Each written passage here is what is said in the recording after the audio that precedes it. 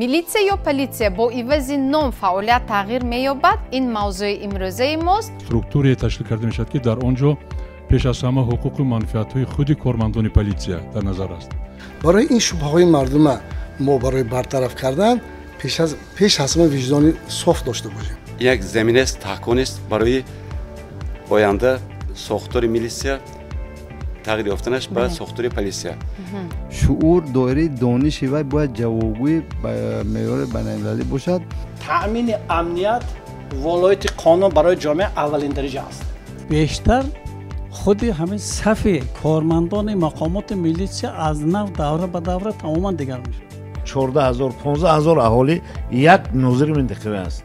و فقط خیالش در کار است. همین قانونی که قبول بکنیم باید که سالهای سال از برای مردم خدمت کنیم.